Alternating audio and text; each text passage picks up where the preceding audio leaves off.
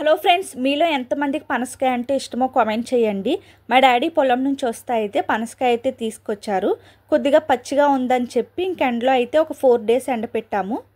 పనసకాయ అయితే ఇంకా ముగ్గలేదు, ఎందుకంటే స్మెల్ కూడా రాలేదు. కానీ పాడవుతుంది అనిపించి ఇంకా పనసకాయ అయితే ఇప్పుడు కట్ చేసేసుకుంటున్నాము.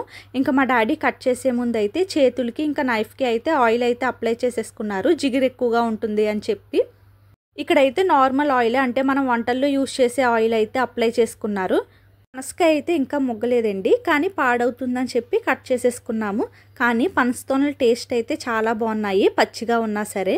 పనసకాయ ముగ్గుంటే పనసతోనల టేస్ట్ అనేది చాలా బాగుండండి, ఎందుకంటే ఈ పచ్చిగా ఉన్నప్పుడు తింటేనే కొంచెం తీయగా అనిపించింది. ఇంకా కొంచెం ముగ్గాక తింటే ఎంత టేస్టీగా ఉన్నో అనిపించింది. ఒక 2 డేస్ ఆగి కట్ చేస్తే సరిపోతుంది అనిపించింది.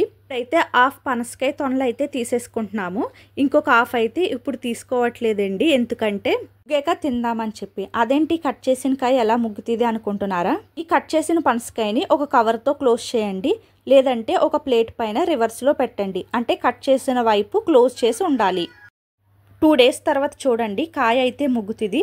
మేము అలాగే చేసాము. ఫస్ట్ కట్ చేసిన హాఫ్ పనసతోనకి దీనికి అయితే చాలా డిఫరెన్స్ ఉంది. ఫస్ట్ది అయితే కొంచెం పచ్చిగా అనిపించింది, ఇదైతే కొంచెం ముగ్గి టేస్ట్ అయితే చాలా బాగుంది. పనసకాయని ఒక 2 డేసో 3 డేసో ఆగి కట్ చేసుకుంటే ఇంకా తీయగా ఉన్ను. ఈ పనసతోనలో ఉండే పనసపిక్కలు అన్నీ తీసేసుకుంటున్నాను, ఎందుకంటే కర్రీస్ వండుకోవడానికి. పనసపిక్కలు మామిడికాయ కర్రీ అయితే చాలా బాగుంటుంది, అలాగే ములక్కాడ మామిడికాయ పనసపిక్కలు కర్రీ కూడా చాలా బాగుంటుంది. ఇంకా వంకాయ పనసపిక్కలు కర్రీ కూడా వండుకోవచ్చు. ఈ కాంబినేషన్లో కర్రీస్ ఒకసారి ట్రై చేయండి. పిక్కలతో కర్రీ ఎలా చేయాలన్నది వీలైతే ఒక వీడియోలో అయితే షేర్ చేస్తాను. పనసపిక్కల్ని సాల్ట్ వేసుకుని ఉడికించుకుని తింటే చాలా టేస్టీగా ఉంటాయి.